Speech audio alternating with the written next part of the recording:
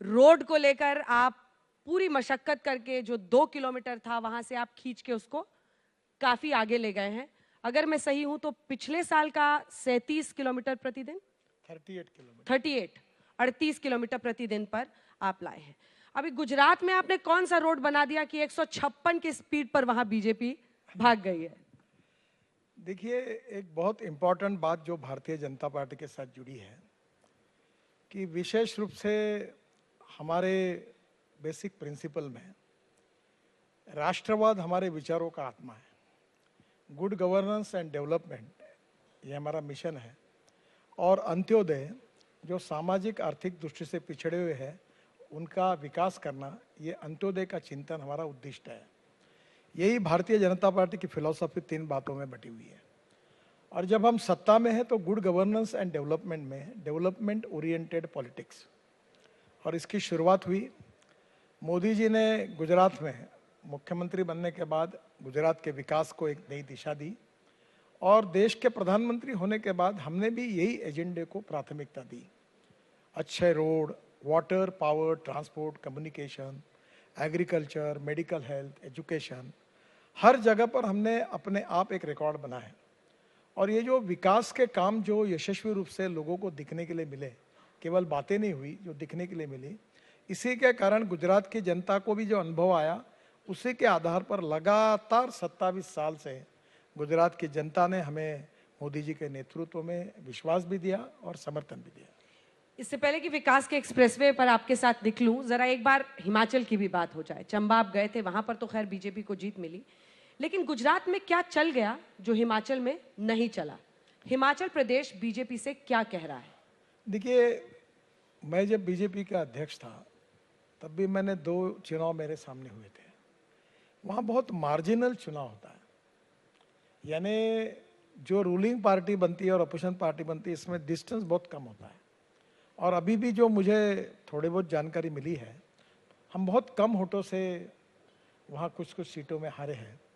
तो कभी ना कभी एंटी इनकम्बेंसी होती है। एक एमएलए के बाद चुन कराने के बाद नेचुरली लोग परिवर्तन चाहते हैं। तो मुझे लगता है हिमाचल की हार में फिर भी हमारे और उनके वोटों के इसमें बहुत ज़्यादा फर्क नहीं है, लगभग सेम वोट है, पर नसीब ने हमको साथ नहीं दिया। नसीब ने साथ नहीं दिया। हाँ, यानी और 1-2% ज़्यादा मिलता तो शायद हम लोग, हमारी सत्ता आ जाती। वहां पर मोदी जी का साथ मिल गया, यहाँ पर नसीब का नहीं मिला। नहीं नहीं, ऐसा है कि हम सब लोग मिलकर सभी चुनाव पार्टी, मोदी जी से लेकर छोटे कार्यकर्ता तक, हम सब पूरे एक होकर लड़ते हैं। पर चुनाव में अल्टीमेटली जनता माँ बाप होती है, उसको निर्णय करने पड़ते हैं। कुछ स्थानिक इश्यूज होते हैं, फिर वहाँ के राज्य के इश्यूज होते हैं, कुछ नेशनल इश्यूज होते हैं। हमारे और कांग्रेस के वोटों में ज़्यादा अंतर नहीं है।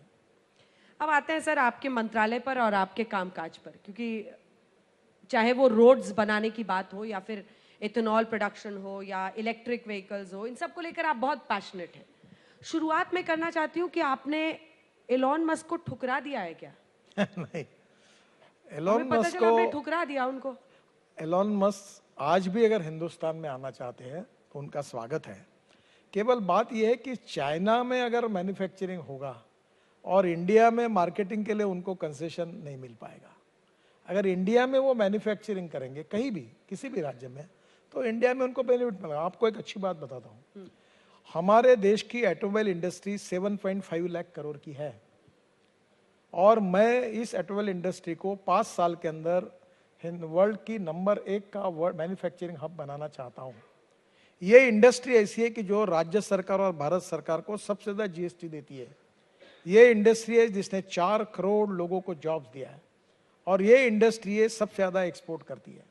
और आज electric, ethanol, methanol, biodiesel, LNG, CNG, green hydrogen, सब पर हम जो काम कर रहे हैं, मेरा ड्रीम है कि 5 साल के अंदर हम नंबर 1 के मैन्युफैक्चरिंग हब वर्ल्ड में बनेंगे। हम पूरे गाड़ियों को यहाँ से एक्सपोर्ट करेंगे। और आज भी हमारे ट्रैक्टर्स, हमारी, आपको पता है, हीरो, बजाज और टीवीएस की 50% 2 व्हीलर एक्सपोर्ट होती है।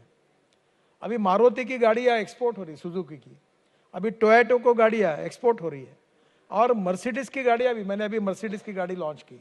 आपने उनको कहा गाड़ी सस्ती कर दो। देखिए, जब कंपटीशन होगी तो मार्केट में कोई चाहे या न चाहे उसको सस्ती करनी पड़ती है। पहली बार क्या था हिंदुस्तान में, जब पुराने सरकार के समय एक राज था, हम जीप में बैठते थे चुनाव प्रचार के लिए। मैं जब स्टूडेंट था तो मैं मजाक में बोलता था कि आइडोक्स की बोतल भी साथ में ले लो, क्योंकि इतने धक्के लगते थे। क्या हुआ, हमारी ऑटोमोबाइल इंडस्ट्री कॉस्ट सेंट्रिक थी। और मैंने हिंदुस्तान के ऑटोमोबाइल इंडस्ट्री के बड़े बड़े इंडस्ट्रीज वालों को मैंने थोड़ा नाराजी से एक बार उनको कहा, अभी नाम नहीं बताता सबके, कि तुम कॉस्ट सेंट्रिक नहीं क्वालिटी सेंट्रिक बनो। और आज स्थिति ये हो गई कि हमारे इंडियन मैन्युफैक्चरिंग जो इलेक्ट्रिक व्हीकल बना रहे हैं उनकी वेटिंग लिस्ट 1 साल की बनी है। आज उनकी गाड़ियों के लिए 1-1 साल की वेटिंग लिस्ट उनके एसयूवी के लिए लग रही है। इसका कारण हम क्वालिटी सेंट्रिक बने और हमारे में क्षमता है। और अभी हमने स्क्रैपिंग पॉलिसी लाई है। 15 साल के ऊपर के व्हीकल गवर्नमेंट के सब स्क्रैप करने का ऑर्डर निकाल दिया है। अब इसके कारण एल्यूमिनियम, स्टील, कॉपर, मेटल सस्ता होगा, रबर, और हम 30% कंपोनेंट की कॉस्ट कम होगी और हमारी कार की क्वालिटी और ट्रक की क्वालिटी, हमारी मशीनरी की क्वालिटी और इम्प्रूव होगी और हम वर्ल्ड में हमारा एक्सपोर्ट बढ़ेगा और हम नंबर 1 मैन्युफैक्चरिंग हब बनेंगे। ये जो रिसाइकल इंडस्ट्री की बात होती है, टायर से लेकर, गाड़ी तो हाँ बिल्कुल, टायर से भी जो पाउडर निकलती है रबर की, हम रोड में यूज करते हैं, रबराइज बिटुमिन के लिए। अच्छा, रबराइज्ड ब्यूटिफुल।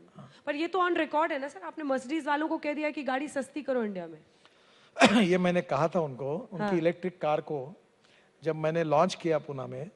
वैसे मैं हिंदुस्तान की लगभग सभी इलेक्ट्रिक कार को, सब कंपनियों को मैं इनकरेज करता हूँ, तो लॉन्च करने के लिए उनको प्रोत्साहित करता हूँ। अभी कल परसों मैं यहाँ दिल्ली में फ्लेक्स इंजन के कार का भी कार्यक्रम था, अगले सप्ताह में है।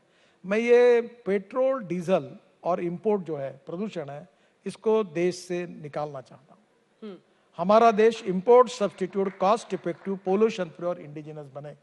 और हमारे देश का किसान जो 16 लाख करोड़ का हमारा पेट्रोल, डीजल और फॉसिल फ्यूल का इंपोर्ट है, उसके बजाय हमारा देश का किसान गेहूं चावल के बजाय हमारा देश का किसान diversification of agriculture towards energy and power sector, ये 2004 से मैं बोल रहा हूँ, ये मेरा सपना है।